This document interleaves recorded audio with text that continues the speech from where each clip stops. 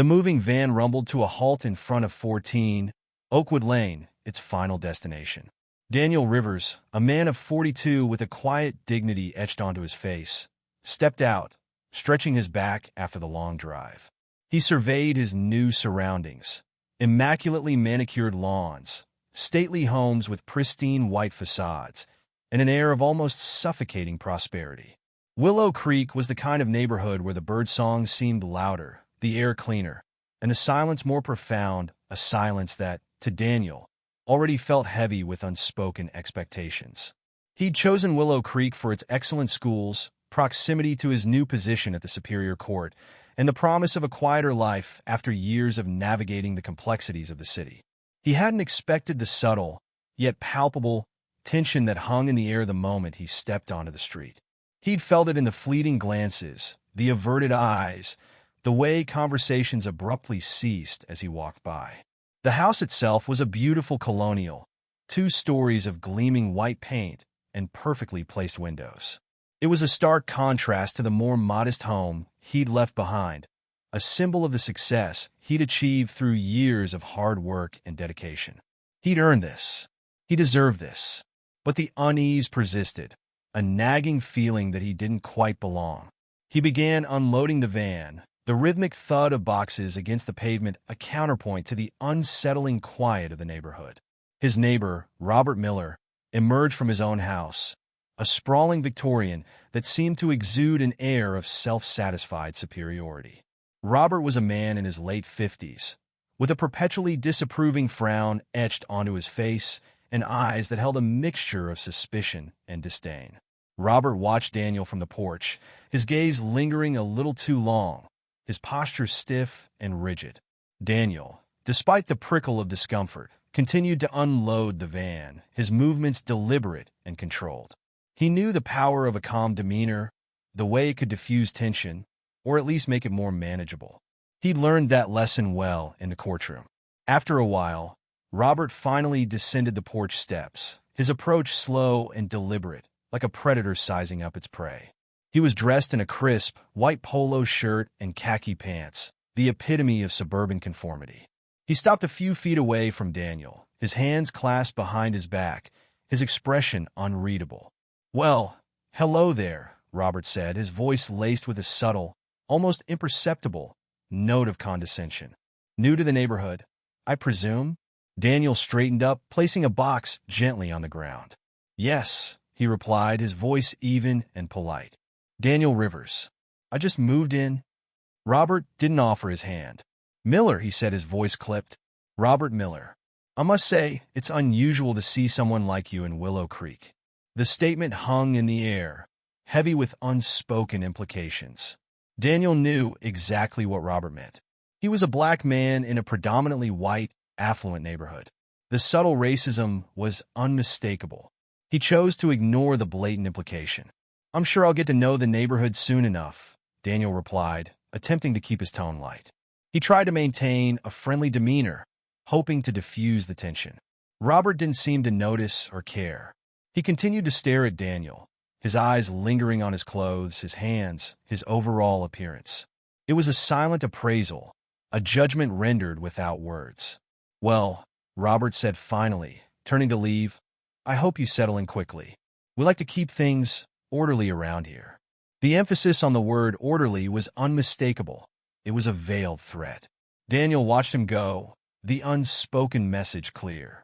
He was an outsider, an unwelcome intrusion into the carefully constructed homogeneity of Willow Creek. He was different, and that difference, it seemed, was a problem. The quiet of the neighborhood felt heavier now, the silence more oppressive, the unspoken hostility more palpable. He finished unloading the van, the task now imbued with a new sense of foreboding. He was home, but he wasn't sure he was welcome. The days that followed were a slow, simmering escalation of subtle hostilities. Robert Miller, Daniel's neighbor, became a master of microaggressions, a subtle artist of passive-aggressive behavior. He'd meticulously water his lawn at precisely the moment Daniel was trying to relax on his porch, the spray reaching just far enough to dampen Daniel's chair. He'd leave his overflowing trash cans precariously close to the property line, forcing Daniel to navigate a narrow path to his own bins. He'd engage in loud, protracted phone calls about seemingly inconsequential matters, always at the most inconvenient times. These weren't overt acts of racism, not the kind that would leave visible bruises or draw immediate attention. They were the kind of actions that chipped away at Daniel's peace, the kind that slowly poisoned the atmosphere, creating a constant, low-level hum of irritation. They were designed to make Daniel feel unwelcome, to subtly communicate that he didn't belong. Other residents of Willow Creek joined the silent chorus of disapproval. Their greetings were curt, their smiles strained, their conversations brief and superficial. They'd avoid eye contact, their gazes darting away as if Daniel were some kind of contagious disease. Children, usually so uninhibited, would suddenly fall silent or cling to their parents' sides as Daniel passed by. Daniel, a man accustomed to navigating the complexities of the courtroom, found himself ill-equipped to deal with this insidious form of prejudice. In court, the rules were clear, the lines of engagement well-defined. Here in Willow Creek, the battleground was less tangible, the weapons far more subtle. He tried to maintain his composure, to remain unruffled by the constant barrage of small indignities. He reminded himself that he'd earned his place here, that he wasn't going to let Robert Miller or anyone else drive him away. He spent his evenings reading legal briefs, preparing for his upcoming cases, trying to find solace in the familiar rhythm of his work. But even the sanctuary of his study felt tainted by the pervasive atmosphere of hostility. He could feel the weight of the neighborhood's disapproval pressing down on him, a constant reminder of his unwelcome presence. One afternoon, while tending to his own meticulously maintained garden, Daniel noticed Robert meticulously trimming his hedges, his movements precise and deliberate. As he worked, Robert kept glancing over at Daniel, his expression a mixture of disdain and suspicion. It was then that Daniel noticed something peculiar. Robert was trimming the hedges in a way that seemed designed to encroach on Daniel's property line. Daniel calmly approached the fence separating their properties. "Robert," he said, his voice even and controlled, "I think you might be trimming a little too close to the property line." Robert stopped trimming, his face hardening. "I know exactly where my property line is," he retorted, his voice sharp and defensive. "And I'm not encroaching on anything." Daniel pointed to a small marker buried in the ground, barely visible beneath the overgrown grass. "Are you sure about that?" he asked, his tone remaining calm despite the rising tension. Robert looked at the marker, his face flushing. He mumbled something under his breath and quickly turned away, resuming his trimming. But the encounter left a lingering unease, a sense that the subtle hostilities were escalating, that the simmering tension was about to boil over. Daniel knew, with a growing sense of dread, that this wasn't just about a misplaced hedge trimmer. It was about something much deeper, something far more sinister. The quiet of Willow Creek felt less like peace and more like a powder keg waiting to explode. The simmering tension between Daniel and Robert finally boiled over on a crisp autumn afternoon. Daniel was enjoying a rare moment of peace on his porch, reading a legal textbook, when he heard the distinct sound of Robert's voice, raised in anger. He looked up to see Robert striding purposefully towards him, his face contorted with rage, his fists clenched. "You!" Robert shouted, his voice thick with fury. "Get off my property!" Daniel lowered his book, his brow furrowing in confusion. "I'm on my own property, Robert," he replied calmly, gesturing to the clearly marked boundary between their yards. Robert ignored him, his anger escalating. "That's a lie. I saw you back there, snooping around my shed. You were trespassing." Daniel sighed, recognizing the absurdity of the accusation. He hadn't been anywhere near Robert's shed. This was clearly a manufactured pretext, a flimsy excuse for Robert's escalating hostility. He tried to reason with his neighbor. "Robert, I haven't been near your shed. There's no need to get so upset," Daniel said, his voice remaining even despite the rising tension. He attempted to de-escalate the situation, choosing diplomacy over confrontation. But Robert was beyond reason. His face was red with fury, his eyes blazing. He continued to advance on Daniel, his voice rising to a shout. "Don't you lie to me, you!" He sputtered, struggling to find the right words, the racial slur hanging unspoken on his lips. Daniel remained seated, his posture calm and controlled. He knew that any physical retaliation would only serve to justify Robert's actions and escalate the situation further. He had to remain calm to avoid giving Robert any excuse for further violence. He was a judge, after all. He understood the importance of due process, of maintaining order, even in the face of provocation. "Robert," Daniel said again, his voice firm but measured, "I'm asking you to leave. You're trespassing on my property now." Robert, fueled by rage and a deep-seated prejudice, ignored Daniel's request. He lunged forward, his fist connecting with Daniel's jaw. The blow sent a jolt of pain through Daniel's head, but he remained seated, his body absorbing the impact.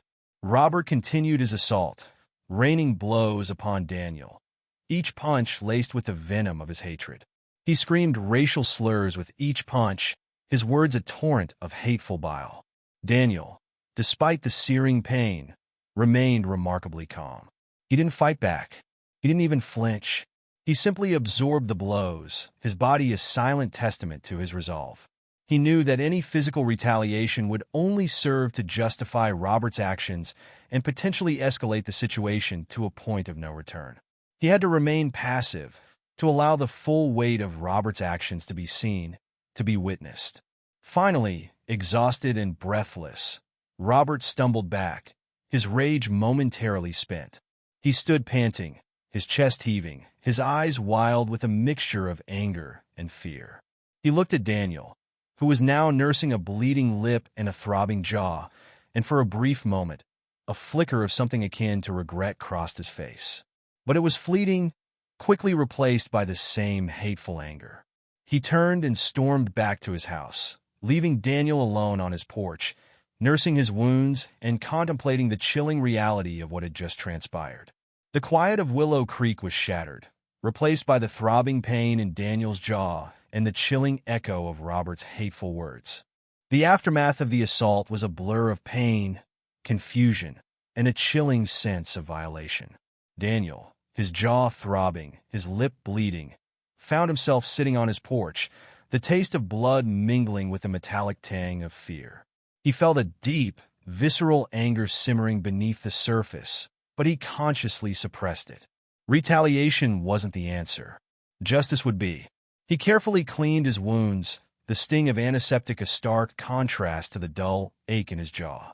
He knew he needed medical attention, but more importantly, he needed to document everything. He meticulously photographed his injuries, the swelling already beginning to bloom around his eye. He noted the time of the assault, the details of Robert's actions, the hateful words he'd screamed.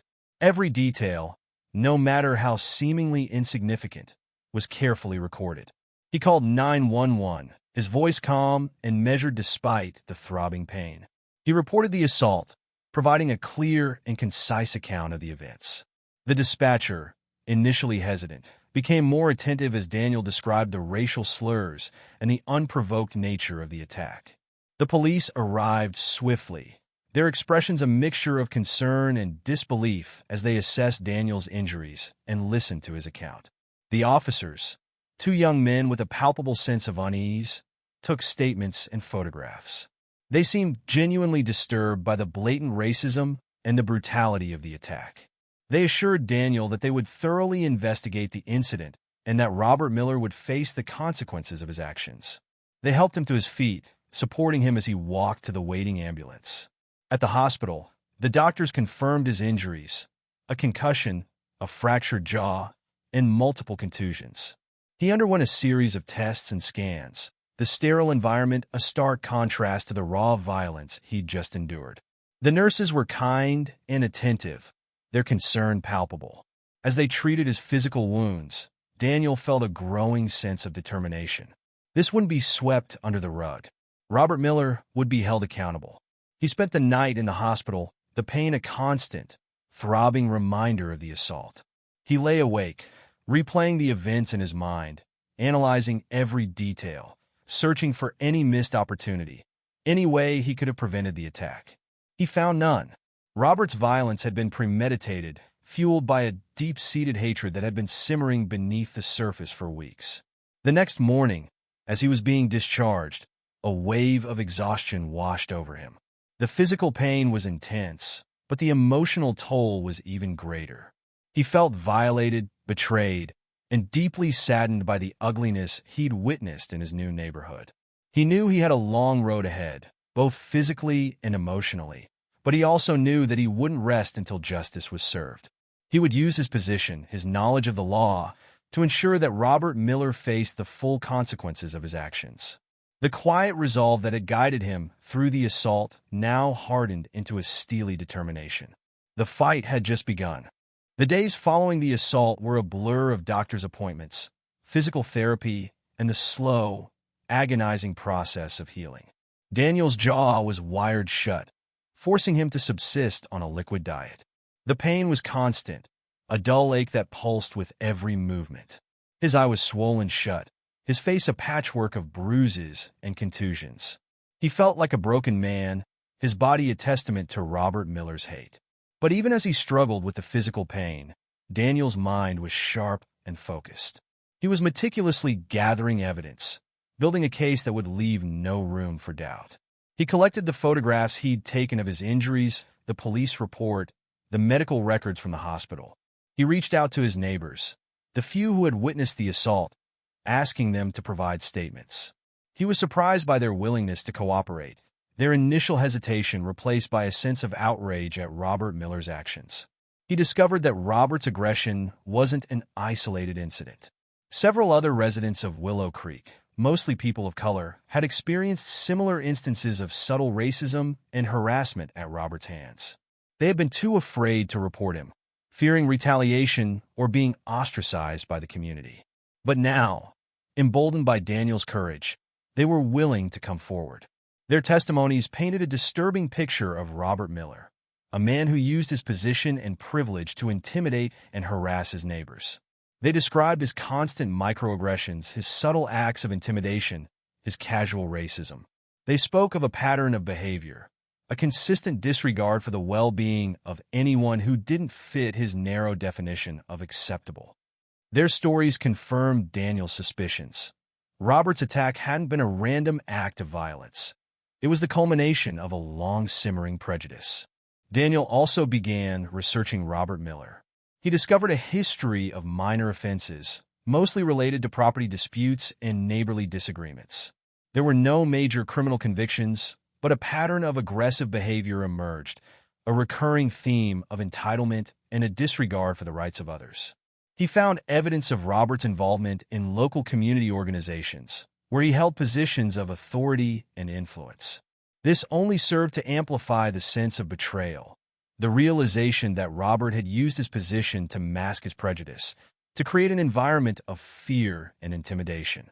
As he gathered evidence, Daniel's anger grew, but it was a controlled, focused anger, the kind that fueled his determination. He wasn't seeking revenge. He was seeking justice. He was determined to use the legal system, the very system he had dedicated his life to upholding, to hold Robert Miller accountable for his actions. He would ensure that Robert faced the full consequences of his hate, that his violence would not go unpunished. The physical pain was still a constant companion, but it was overshadowed by a growing sense of purpose, a quiet resolve that burned brighter than any bruise. He was ready. The legal process moved with a glacial pace, a stark contrast to the swift and brutal violence that had initiated it. Daniel, still recovering from his injuries, found himself navigating a labyrinthine system of paperwork, court dates, and procedural delays. His jaw was still wired shut, his speech slurred and difficult, but his mind remained sharp and focused. He was determined to see this through, to ensure that Robert Miller faced the consequences of his actions. His lawyer, a seasoned veteran with a reputation for tenacity, worked tirelessly to build a strong case. They meticulously organized the evidence, the photographs of Daniel's injuries, the police report, the medical records, the witness statements, and the background information on Robert Miller. They crafted a compelling narrative, one that highlighted the racial motivation behind the assault, the pattern of harassment that preceded it, and the systemic issues of racism that allowed such violence to occur. The legal strategy was carefully planned. They would present a multi-pronged approach, focusing not only on the physical assault, but also on the underlying pattern of harassment and the racial animus that fueled it. They would demonstrate that Robert Miller's actions were not an isolated incident, but rather the culmination of a long-simmering prejudice, a deliberate campaign of intimidation designed to make Daniel feel unwelcome and unsafe in his own home. The anticipation of the trial was a constant, gnawing tension. Daniel spent hours poring over legal documents, reviewing witness statements, and preparing his own testimony. He practiced speaking, his words carefully chosen, his tone measured and controlled. He knew that his testimony would be crucial, that he had to convey the emotional impact of the assault, the violation of his person, the fear and uncertainty that had become a constant companion.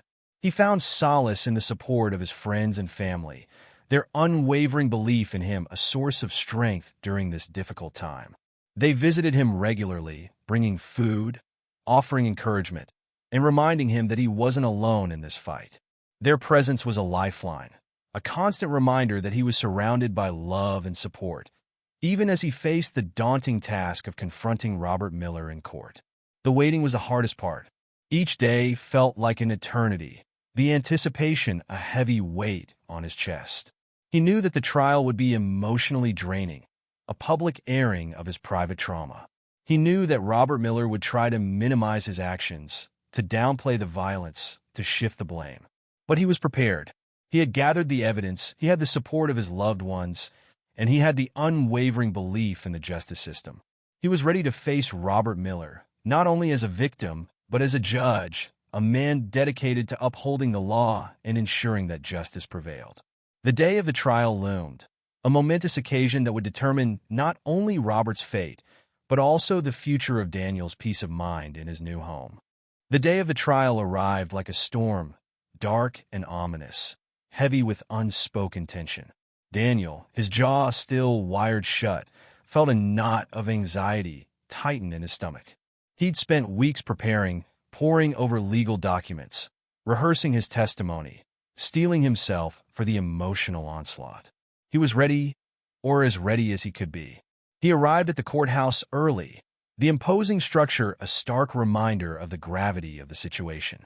He was accompanied by his lawyer, a seasoned professional whose calm demeanor was a reassuring presence amidst the swirling anxiety.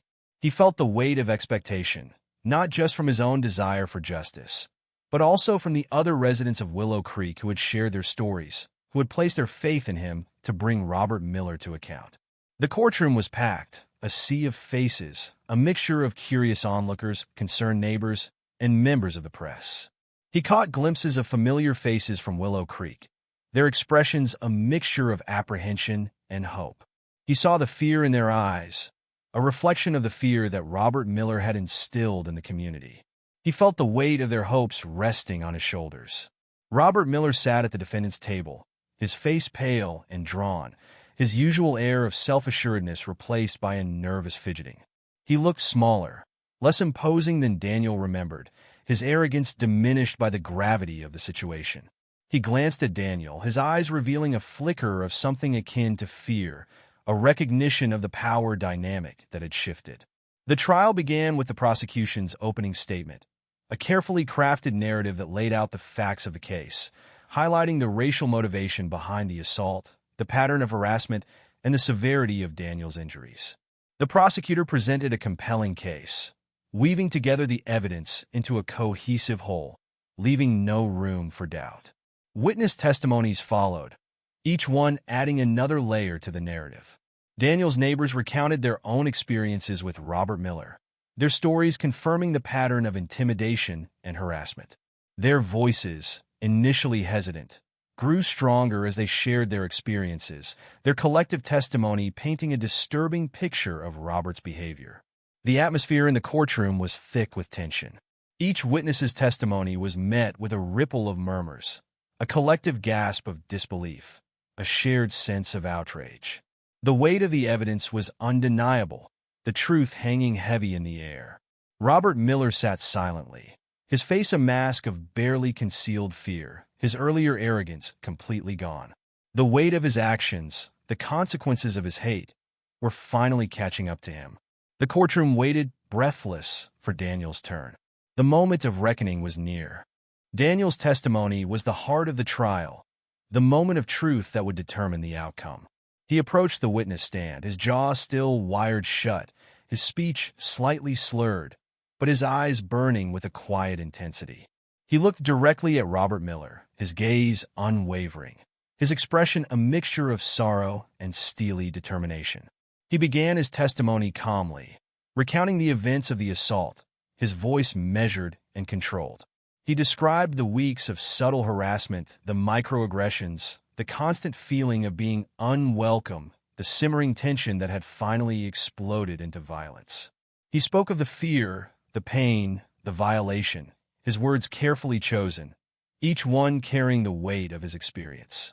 He didn't raise his voice, didn't resort to histrionics. He spoke with a quiet dignity, a controlled anger that resonated throughout the courtroom. His words painted a vivid picture of Robert Miller's actions, not just as a physical assault, but as an act of hate, a deliberate attempt to intimidate and silence him. He described the racial slurs, the hateful words that had accompanied the blows, the chilling realization that this wasn't just a neighborly dispute, but a targeted attack fueled by racism.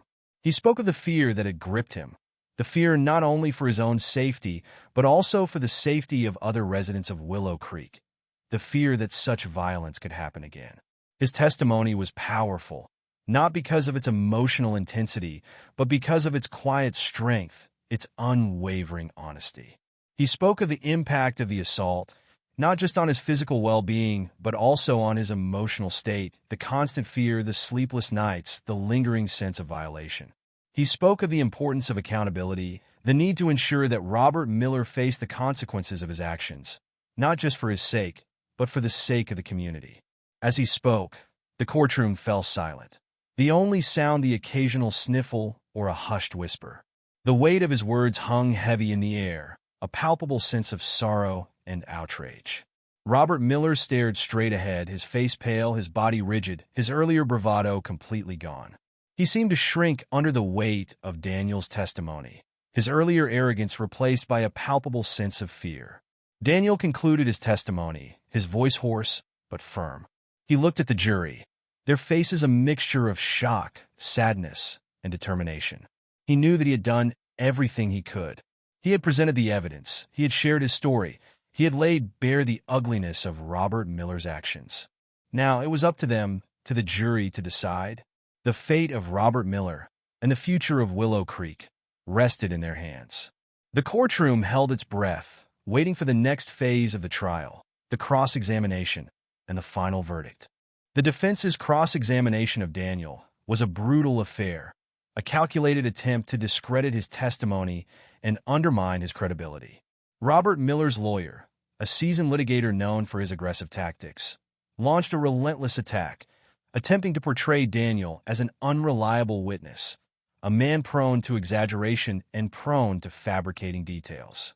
He questioned Daniel's recollection of events, nitpicking minor details, attempting to create inconsistencies and sow doubt in the minds of the jury. He challenged the timing of the assault, the exact words that were spoken, the nature of Daniel's injuries. He tried to paint Daniel as overly emotional, suggesting that his testimony was fueled by anger and resentment, rather than an objective account of what had transpired. Daniel, however, remained calm and composed. He answered each question directly, his responses measured and controlled. He didn't flinch under the pressure, didn't allow himself to be goaded into an emotional outburst. He had anticipated this line of questioning, had prepared for it meticulously. He knew that the lawyer's goal was to create doubt, to sow seeds of uncertainty in the minds of the jury. He wouldn't let him succeed. He corrected minor inaccuracies in the lawyer's questioning, clarifying details and providing further context. He acknowledged the emotional toll of the assault, but he maintained the integrity of his testimony, refusing to allow himself to be swayed by the lawyer's aggressive tactics. He stuck to the facts, presenting a clear and consistent account of the events, his responses supported by the evidence that had already been presented. The lawyer attempted to portray Daniel as a man seeking revenge, suggesting that he was using the legal system to settle a personal vendetta. He insinuated that Daniel was exaggerating his injuries, that he was embellishing the details of the assault to garner sympathy from the jury. He even suggested that Daniel had provoked Robert Miller, that he had somehow instigated the violence. But Daniel remained steadfast, his responses unwavering. He reiterated that he had not provoked Robert, that the assault had been unprovoked and racially motivated. He emphasized that he wasn't seeking revenge but justice, that he wanted to ensure that Robert Miller was held accountable for his actions, not just for his sake, but for the sake of the community. He spoke with a quiet dignity, a controlled anger that resonated throughout the courtroom. The cross-examination continued for hours, a grueling ordeal that tested Daniel's patience and resolve. But he persevered, his testimony remaining consistent and credible. He didn't allow himself to be intimidated, didn't allow the lawyer's aggressive tactics to derail him. He remained focused on the truth, on the importance of justice, on the need to hold Robert Miller accountable for his actions. As the cross-examination concluded, a palpable sense of relief washed over him. He had faced the storm, and he had weathered it. The truth, he knew, would prevail. The closing arguments were a clash of narratives, a battle of words that would determine Robert Miller's fate. The prosecution's closing statement was a powerful summation of the evidence, a compelling narrative that painted a clear picture of Robert's guilt. They reiterated the facts of the case, highlighting the racial motivation behind the assault, the pattern of harassment, and the severity of Daniel's injuries. They emphasized the witness testimonies, the medical records, and the photographic evidence, weaving them together into a cohesive whole that left no room for doubt. They painted a picture of Robert Miller as a man who had abused his position and privilege to intimidate and harass his neighbors, a man whose actions were fueled by a deep-seated prejudice. They argued that his assault on Daniel wasn't an isolated incident, but rather the culmination of a long-simmering hatred, a deliberate attempt to silence and intimidate anyone who didn't conform to his narrow worldview. They called for justice, for accountability, for a verdict that would send a clear message that such violence would not be tolerated. The defense's closing statement was a desperate attempt to sow doubt, to create uncertainty in the minds of the jury. They argued that the evidence was circumstantial, that the witness testimonies were unreliable, that Daniel's account of events was exaggerated and emotionally charged. They attempted to portray Robert Miller as a victim, a man who had been provoked by Daniel, a man who had acted in self-defense. They downplayed the racial aspect of the assault, suggesting that it was simply a neighborly dispute that had escalated out of control. They painted a picture of Robert Miller as a man who had made a mistake, a man who regretted his actions, a man who deserved leniency and understanding. They appealed to the jury's sense of compassion, urging them to consider the consequences of a harsh verdict on Robert's life and his family. They painted a picture of a man who had lost his position in the community, a man who had suffered a significant blow to his reputation. The judge, however, maintained order, ensuring that the closing arguments remained focused on the facts of the case, preventing the defense from straying too far into emotional appeals or irrelevant tangents. He reminded the jury of their responsibility to weigh the evidence impartially, to consider all the facts before reaching a verdict. After the closing arguments, the jury was sequestered to deliberate. The courtroom fell silent, the tension palpable, the weight of expectation heavy in the air.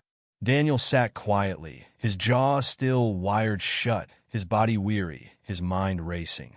He had done everything he could. Now it was up to the jury, to the justice system, to decide. The silence stretched on, each tick of the clock echoing the mounting anticipation, the weight of the verdict hanging heavy in the air. The wait felt interminable, a slow, agonizing crawl towards a moment of truth that would determine not only Robert Miller's fate, but also the future of Willow Creek, and the message it would send about the consequences of hate. The jury's deliberation felt like an eternity, each minute stretching into an hour, each hour into a day. The courtroom was thick with anticipation, a palpable tension hanging in the air. Daniel sat quietly, his jaw still wired shut, his body weary, his mind a whirlwind of emotions. He tried to remain calm, to focus on the process, but the uncertainty gnawed at him, a constant, unsettling presence. He looked around the courtroom, observing the faces of the onlookers, the mixture of hope and apprehension in their eyes. He saw the concern in the faces of his friends and family, their unwavering support a source of strength during this agonizing wait.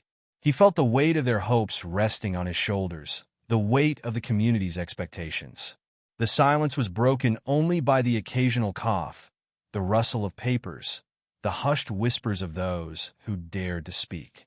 The clock on the wall seemed to tick with a deliberate slowness, each second a painful reminder of the uncertainty that hung over them. The air was thick with unspoken questions, unspoken fears, unspoken hopes. Finally, after what seemed like an eternity, the bailiff entered the courtroom, his face impassive, his demeanor serious. He approached the judge, whispering something in his ear. A hush fell over the courtroom, the silence absolute, the anticipation reaching a fever pitch. The judge addressed the courtroom, his voice calm and measured, yet carrying the weight of the moment. He announced that the jury had reached a verdict. A collective gasp filled the room, a mixture of relief and apprehension. The tension was almost unbearable, the air thick with unspoken expectations. The clerk read the verdict, each word carrying the weight of the past weeks, the weight of the evidence, the weight of the community's hopes. Robert Miller was found guilty on all counts: assault and battery, aggravated assault, and hate crime. A collective sigh of relief swept through the courtroom, a wave of emotion that washed over everyone present. The tension that had gripped the room for weeks finally broke, replaced by a sense of justice served. Robert Miller's face paled, his body visibly shaking. The arrogance that had characterized him throughout the trial was gone, replaced by a look of stark terror. He knew that his actions had caught up with him, that he would face the consequences of his hate. The weight of his actions, the severity of his crime, had finally been acknowledged. The judge adjourned the court, the sound of the gavel a final punctuation mark on a long and arduous process. As the courtroom emptied, a sense of quiet satisfaction settled over Daniel. Justice had been served. Robert Miller would face the consequences of his actions. The community had found its voice and its strength. The fight for justice was far from over, but this victory, this moment of reckoning, was a significant step forward. The quiet of Willow Creek, once heavy with unspoken hostility, now felt lighter, the air cleaner, the future brighter. The sentencing hearing was a somber affair, a stark contrast to the drama of the trial. Robert Miller stood before the judge, his face pale and drawn, his earlier arrogance completely gone, replaced by a palpable sense of fear and regret. He looked smaller, less imposing, his shoulders slumped, his eyes downcast. The weight of his actions, the consequences of his hate, were finally catching up to him. Daniel, his jaw now healed, sat in the courtroom, observing the proceedings with a mixture of satisfaction and weariness. He had sought justice, not revenge, and he had achieved it. Robert Miller would face the consequences of his actions, a message that would resonate not only within Willow Creek, but also beyond. The judge delivered the sentence, his voice measured and controlled, yet carrying the weight of the law. Robert Miller received a significant prison sentence, a substantial fine, and mandatory community service. The judge emphasized the severity of the crime, the racial motivation behind the assault, and the need to send a clear message that such violence would not be tolerated. He spoke of the importance of accountability, of the need to address the systemic issues of racism that had allowed such violence to occur. He acknowledged the impact of the assault on Daniel and the wider community, emphasizing the importance of healing and reconciliation. His words resonated with the gravity of the situation, a clear statement of justice served. After the sentencing, Daniel addressed the courtroom, his voice strong and clear, yet tinged with a quiet sadness. He spoke of the importance of forgiveness, of the need to move forward, to heal, and to build a more just and equitable community.